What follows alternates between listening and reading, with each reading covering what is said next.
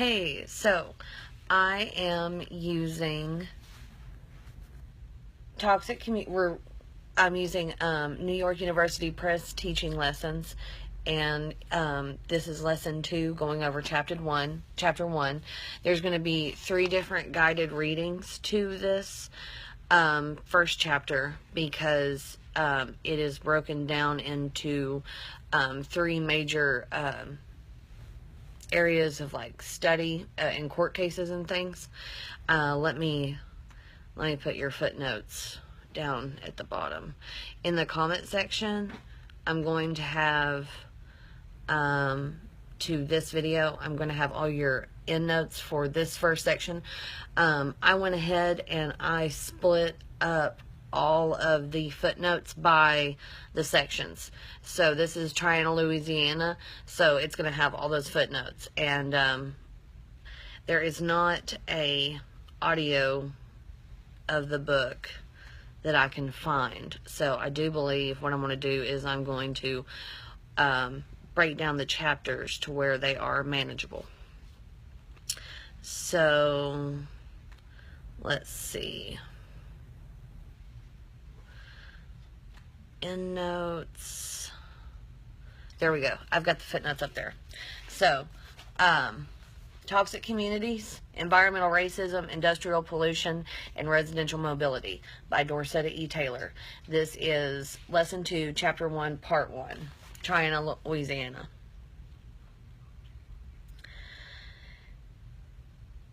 Triana, DDT contamination and toxic fish consumption. When residents of the small, predominantly black rural settlement of Triana, Alabama discovered they were poisoned with DDT in 1978, they wondered how race and poverty were related to their exposure.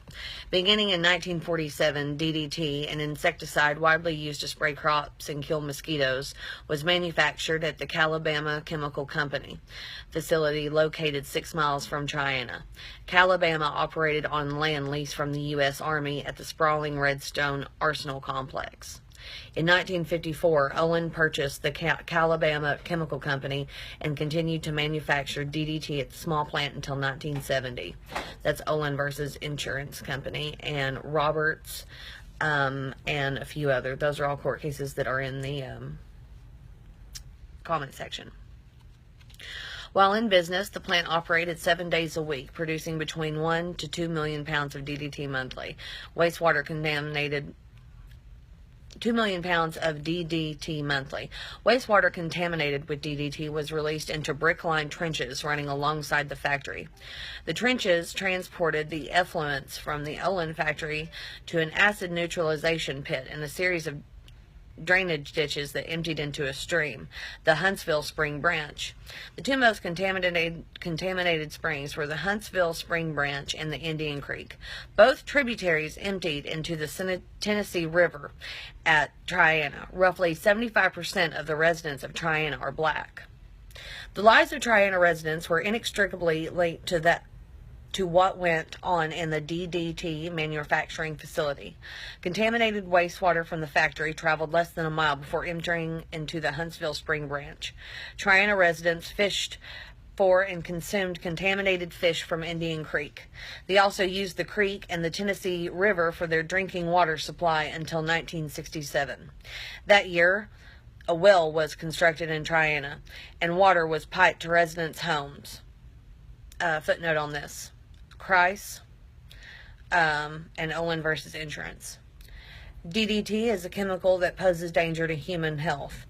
It is associated with increased risk of pancreatic and breast cancer, non-Hodgkin's lymphoma, hypertension, impaired neural functions, liver disease, reduced psychomotor function, obesity, elevated cholesterol, and reduced fundusy and other reproductive problems.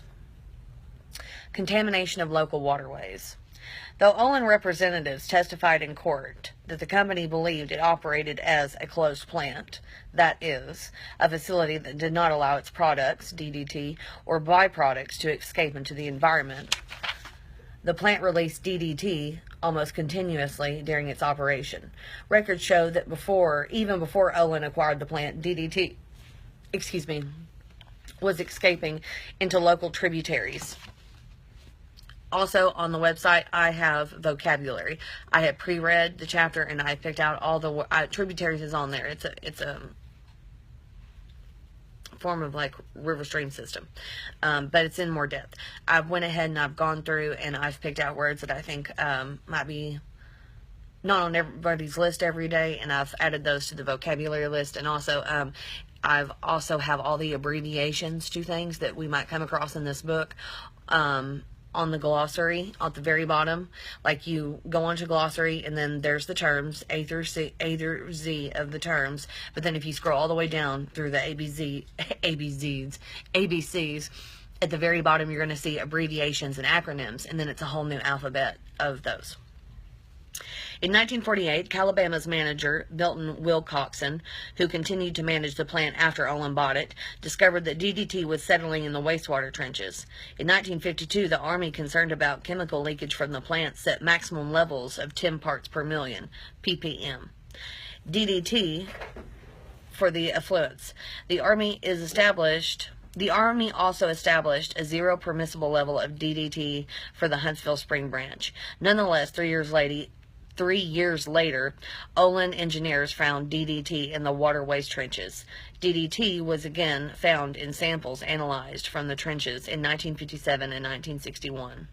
While events unfolded in Olin, research evidence was mounting that DDT was harmful to humans and the environment. By the mid-1950s, researchers and DDT manufacturers were aware that the chemical was very toxic. In fact, Olin began putting warning labels on some of its DDT products between 1957 and 1958 that alerted users that the product should not be used near children, fish, or wild fowl. As early as 1959, the U.S. Fish and Wildlife Service reported there was a 97% drop in the number of double-crested cormorants, cormorants,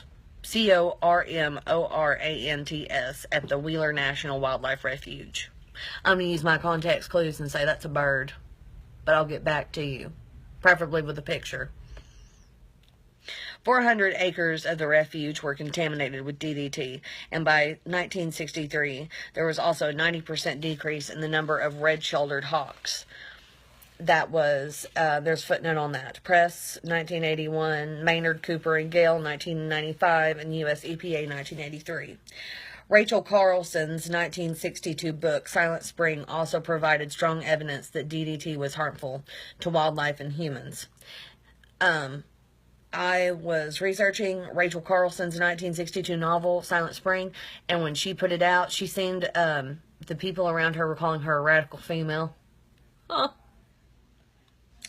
During the 1960s, the armies increased the testing of nearby creeks as public awareness of the dangers of DDT grew. After a buildup of DDT was observed at the confluence of the Olin drainage ditch and the Huntsville Spring Branch in 1963, the Public Health Service was asked to conduct a study. The Public Health Service found toxic levels of DDT in the Huntsville Spring Branch, and that the fish in the creek were dying from exposure to the chemical. The study also found traces of DDT at a dam more than 100 miles downstream from the Olin plant. Toxicity data in the Public Health Service report indicated that fish exposed to 25% concentration of Olin's effluents died within an hour of exposure. The study expressed concern for the health of fish and wildlife and for people consuming them. However, it was several years more before local blacks who were subsistence anglers, as in they fished because they ate off of it, and who consumed large quantities of fish from the creeks around the Olin plant, were tested and warned about DDT contamination. In 1964, the Tennessee Valley Authority, TVA, which has jurisdiction over the Tennessee River watershed, also conducted a study of the Huntsville Spring Branch and found that it was polluted with DDT. That same year, the Army notified Olin that it had lowered the limit of DDT permissible in the effluents to 80 parts per billion. Nonetheless, the Olin plant continued to pollute the waterways with DDT throughout the 1960s. In 1965, Olin began running its effluents through through a settling tank in an attempt to filter out contaminants and reduce water pollution. The tank filled up quickly, collecting more than 12,000 pounds of DDT-tainted materials in a 4-month period. Court documents also show that Olin executives were notified that DDT was being released by the plant. In 1967, a conference concerning pollution at the Redstone Arsenal concluded that pollution in the Huntsville Spring Branch was dangerous to aquatic life. Finally, in August 1969, the Army began procedures to close the facility on the grounds that Olin had violated its lease by releasing DDT into local streams. When a new filtering system failed to stem the flow of DDT from the plant, the Huntsville facility closed on June 30th, 1970. 6 months later, the federal government banned all DDT use in the U.S. except for emergency purposes. When Olin's manufacturing facility closed, the company left behind about 417 tons of DDT in the water and sediments of Huntsville Spring Branch and Indian Creek tributaries. The footnote on that, U.S. EPA 1983 and 1986b. In 1972, an Army study found extensive water pollution in the area around the defunct Olin plant. Fish in the area streams also had high levels of DDT in their systems. Based on the results of the test, the Environmental Protection Agency, EPA, ordered the Army to clean up the facility. In 1978, TVA conducted another study of DDT contamination in the waterways downstream from the Redstone Arsenal and found very high levels of DDT in the fish. The report also expressed concern for the people in the area who ate the contaminated fish. The report was made public, and it was at this juncture that the residents of Triana learned that they might be contaminated with DDT. Shortly after the 1978 TVA study was released, the EPA ordered the Army to develop a remediation plan for Huntsville Spring Branch. The Army argued that it was not responsible for cleanup because the Wheeler Wildlife Refuge is just outside the Redstone Arsenal boundary. Eventually, the Army acquiesced and collaborated with the EPA and the Fish and Wildlife Services to resolve the problem. Footnote, Nolan, 1979. The Centers for Disease Control, CDC, analyzed samples of fish caught in Indian Creek in 1979 and found that they had an average of 226 milligrams per kilogram kg of DDT residues. The Food and Drug Administration's action level for DDT is set at 5 milligrams per kilogram. 5 milligrams per kilogram. Residents tested. The lack of concern for local residents showed by wildlife managers and some government agencies, the Army, Calabama Chemical Company, and Olin did not escape the notice of Triana's residents. Though evidence of DDT contamination was identified as early as 1948 and researching indicated that the chemical might be harmful to humans began surfacing in the 1950s, blacks who lived close to the Olin plant and who drank contaminated water and ate large quantities of toxic fish were not tested or alerted to the problem till 3 decades after the fact. Clyde Foster, then mayor of Triana, and one of the plaintiffs in the lawsuit discussed in the following section, argued that TVA knew of the contamination but did not warn or test Triana's residents. Footnote, Haggerty, 1980. In another interview, Foster charged that state and federal agencies knew of the excessive levels of DDT in fish consumed by Triana residents for years, but refrained from making the information public because they wanted to use Triana's residents as guinea pigs. The police chief, Joe Fletcher, echoes Foster's sentiments. Fletcher thinks the Army knew of the contamination for a long time. He argues they knew it was there. They should have come down and told us about it in 1964 when we were incorporated. Footnote, Nolan, 1979. The first round of testing of residents began in December 1978. CDC collected blood samples from 12 residents. Analysis showed that one of the test subjects had DDT and DDE levels that were twice as high. DDE is a it's kind of like a byproduct that comes off of making DDT. levels were twice as high as any level previously recorded in medical literature. Let me say that again. Analysis showed one of the test subjects had DDT and DDE levels that were twice as high as any level previously recorded in medical literature. The CDC conducted a more extensive study in 1979 in which 518 people were tested. 86.9% of the study participants were black. Participants ranged in age from few weeks to 90 years old. Adults had resided in Triana for an average of 24.9 years. There were several ways in which Triana residents were exposed to DDT. Routes of exposure included consumption of locally caught fish, imbibing water from local creeks, spraying of nearby cotton fields, and working in pesticide manufacturing facilities. However, the primary source of exposure was through fish consumption. The median fish consumption was 4.3 meals per month. However, some study participants reported consuming fish once or twice daily. The study found that the average DDT level in the study population was 159.4 nanograms per milliliter, ml. However, 6 participants had between 1,000 and 2,820 nanograms per milliliter of DDT in their system. A third of the sample had DDT levels that were greater than 500 nanograms per milliliter, and 28% had levels of DDT and its derivatives in their blood that were 10 times the U.S. average. At the time of the study, the U.S. average for DDT levels in people 12 to 74 was 15 nanograms per milliliter. The study found that DDT levels were higher in blacks than in whites, and higher in males than in females. The study also found that age was the strongest predictor of DDT levels. The oldest respondents had the highest levels of DDT. Prior to this study, it was assumed that chronic exposure to DDT resulted in a steady state condition, in which intake of the pesticide would match the levels at which it is excreted from the body. The CDC study indicated that DDT continued to accumulate in the body over time. I'm sorry, my nose itches. Lawsuits. In July 1979, 32 commercial fishermen filed suit against Olin. They argued that they suffered personal injury and property damage from DDT contamination.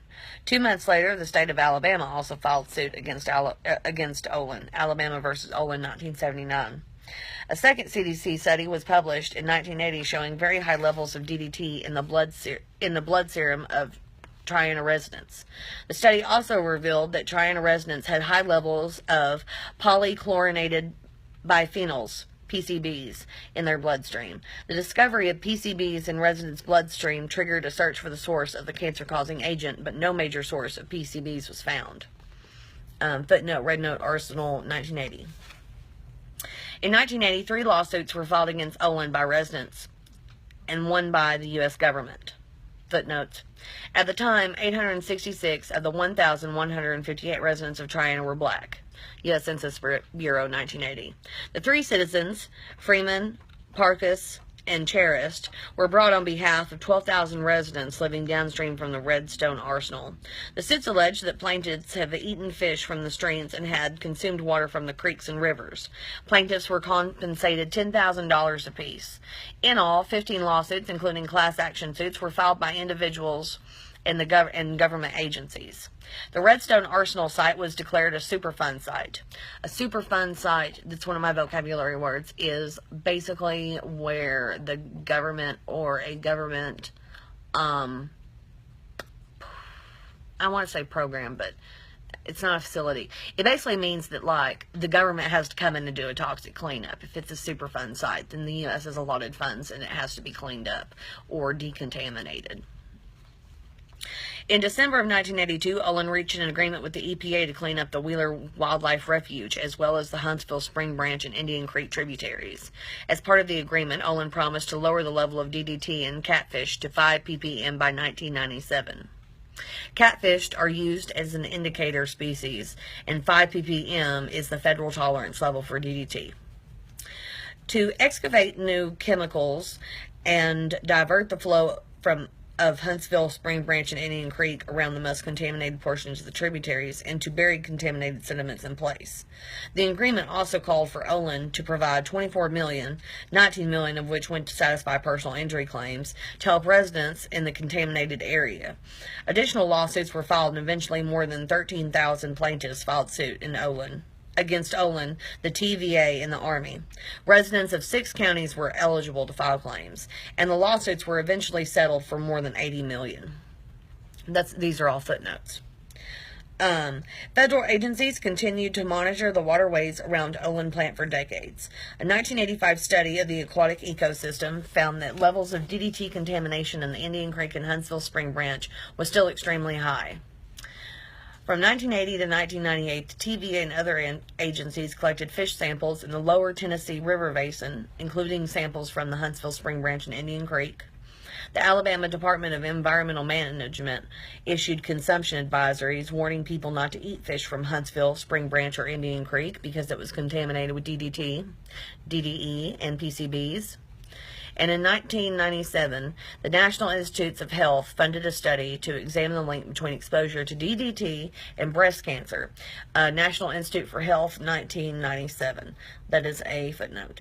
Breast exams and mammograms were conducted on 228 women aged 19 to 91. 80% of the study participants were black. Though the study did not establish a link between breast cancer and DDT levels, it found that DDT and DDE levels in the blood serum of the study participants were very high. Despite these results, community activists report that Triana women are dying from breast cancer. Associated Press, 2002. Footnote. So that is the first critical look at lawsuits in black and brown communities. The next one, which will be lesson 2, chapter 1, reading part 2, is going to come up very soon. But that was part 1.